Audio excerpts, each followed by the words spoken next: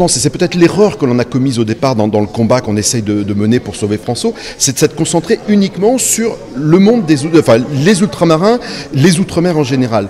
Or, il y a plein de gens qui ont des intérêts, tous ceux qui vont travailler outre-mer. Pensez aux gendarmes, pensez aux gens de la justice, au milieu de la santé. Il y a plein de corps de métier. Le spatial est intimement lié aussi au devenir, par exemple, de la Guyane et l'arrêté de la Guyane. On l'a vu, par exemple, l'année dernière, quand il y a eu en 2017, quand il y a eu le mouvement des 500 frères. À un moment donné, tout le monde spatial, pas uniquement européen, international, a focalisé son regard sur la Guyane en se disant « mais mince, qu'est-ce qui se passe ?» Tout d'un coup, il y a un engagement, il y a une implication directe des Outre-mer avec la réalité du monde spatial international.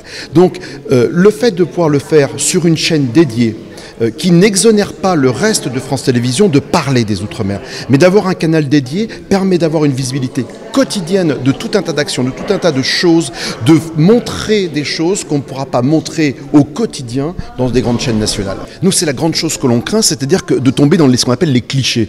Il y a déjà eu, par exemple, la présidente de France Télévisions, Delphine Ernotte, qui nous dit « mais regardez, on a déjà mis la météo ». Mais c'est un épiphénomène, la météo. Est-ce que beaucoup de gens vont du jour au lendemain outre-mer? Non. De nous parler, par exemple, d'un épisode d'Échappée Belle qui a été diffusé il y a quelques mois en disant « regardez, on a parlé de la Réunion ». Mais c'était la carte postale, c'était le cliché.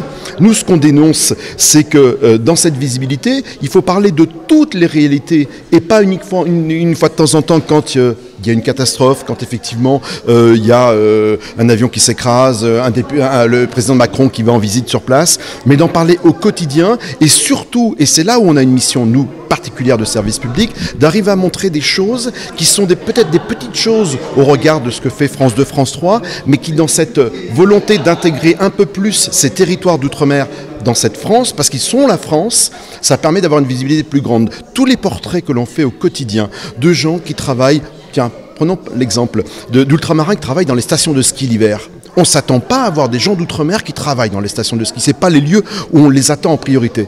Et pourtant, il y en a plein, il y en a de plus en plus. Le monde de la culture, il y a plein de gens qui transitent, qui vivent outre-mer ou qui viennent des outre-mer. Tous ces gens-là, si nous, on ne fait pas, François, ce travail de visibilité, qui va le faire demain? Regardez l'exemple pour les 40 ans de Cassave. France Télévisions va parler de Cassave. Mais Cassave est un groupe éminemment important au niveau antillais. Mais est-ce qu'il n'y a que Cassave au niveau des Outre-mer? Il y a plein d'autres groupes, il y a plein de jeunes, il y a plein d'artistes qui viennent des Outre-mer dont on ne parle jamais. Justement, pourquoi ce tel manque de considération alors que l'Outre-mer, c'est la France, c'est un département français? Pourquoi ce manque de considération et cette différence en parlant de quotas, par exemple? Vous dites que les Outre-mer, c'est la France.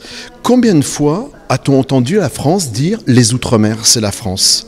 Moi, je dis jamais. Je suis très dur par rapport à ça.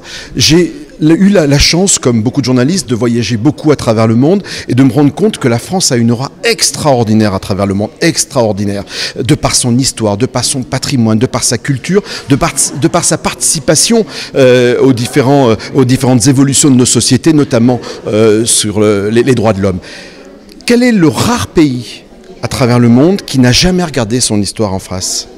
La France. Et les Outre-mer sont directement victimes de cette situation. Le jour où la France dira ouvertement « les Outre-mer sont directement la France, font partie de cette France, sont la France », peut-être que les choses changeront. Je prends juste un exemple. Quand on demande à un citoyen français quel est le pays avec lequel on partage la plus grande frontière, 90% vous disent l'Allemagne. Eh ben non, c'est la Guyane. La Guyane est quelque chose d'assez symptomatique au niveau de la définition des Outre-mer. On regarde souvent la Guyane comme un territoire compliqué de par sa météo, de par sa forêt, de par sa situation éloignée de la métropole. Et pour autant, c'est un territoire emblématique d'une richesse de la France et de l'Europe, et même du monde, à travers son centre spatial guyanais, qui est un lieu éminemment important, où on tire des fusées Ariane, où il y a des clients du monde entier qui passent par Ariane pour mettre en orbite leur satellite. Donc la Guyane est un endroit, est un lieu, est un département, un territoire emblématique de la France. Combien de fois on le reconnaît? Quand vous dites effectivement emblématique, on peut parler de Félix Éboué, de Gaston Monnerville, ce sont des grands hommes qui ont apporté beaucoup pour la France. Et pourquoi on n'en parle pas assez justement dans cette France? Mais ces grands hommes, ils sont bien évidemment importants. Il y a tellement de gens qui sont importants outre-mer qu'on ne voit jamais, ou pas beaucoup. On les voit chez nous. On les voit sur François, on les voit sur les chaînes La Première, outre-mer. On essaye de les montrer le mieux possible. La difficulté, c'est que les autres nous regardent avec toujours soit un regard un peu compatissant, soit un regard bienveillant, mais pas plus, soit un regard, comment dire, un peu inquiet. Comment on parle de ces outre-mer? Et après, quand on parle des outre-mer, quand on parle des Antilles, même entre eux, quand on parle de la Guadeloupe, c'est pas la Martinique. La Martinique, c'est pas non plus les Antilles. Quand vous parlez du Pacifique, parler de la Polynésie, c'est pas parler de Wallis et Futuna. Donc chaque territoire a aussi sa culture, sa population, ses manières de vivre, d'être, d'exister. Il faut les prendre toutes en commun les unes avec les autres. Et ça, c'est une des forces de la mission du service public qu'on représente. Et c'est ça qu'on veut défendre aussi. C'est-à-dire que le privé, bien évidemment, on renvoie souvent à la question du privé. Le privé pourra très bien s'occuper de faire de l'information, du divertissement, comme nous on le fait, au niveau de chaque territoire d'outre-mer ou de chaque bassin d'outre-mer, que ce soit l'Atlantique, l'océan Indien ou le Pacifique.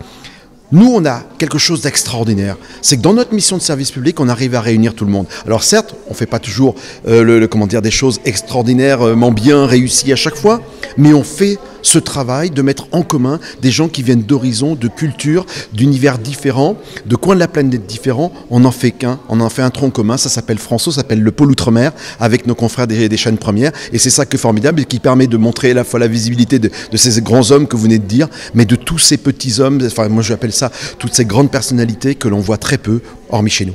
Alors justement, quelles sont vos propositions pour maintenir France O ? Alors, ce qui est évident, c'est qu'aujourd'hui, il faille transformer ce que l'on fait parce que tout n'est pas parfait.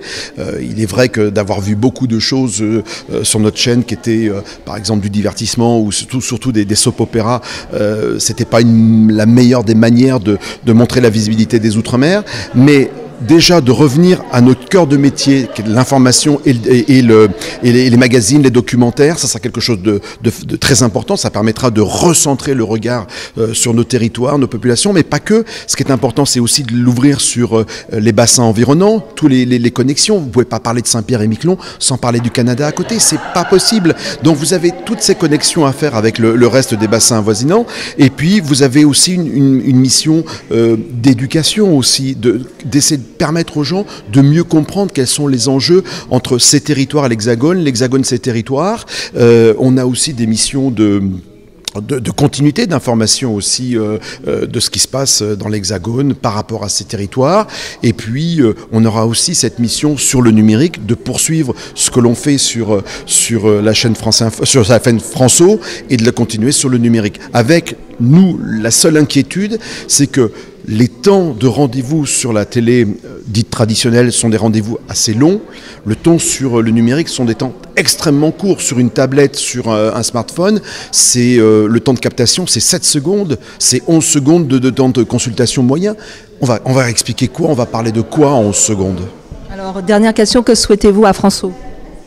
Nous, ce qu'on souhaite, c'est surtout qu'on continue notre mission, qu'on la renforce, qu'on l'améliore, bien évidemment, mais qu'on continue. Les sénateurs ont fait la proposition de continuer pour l'instant en l'état jusqu'en 2025, histoire de voir comment le temps du linéaire, c'est-à-dire la TNT, va évoluer, puisqu'il va y avoir des évolutions. Le temps aussi de nous adapter au monde numérique et de trouver la meilleure synthèse pour continuer d'exister, tout en développant aussi plus de visibilité sur les autres chaînes, que ce soit France 2, France 3, France 5.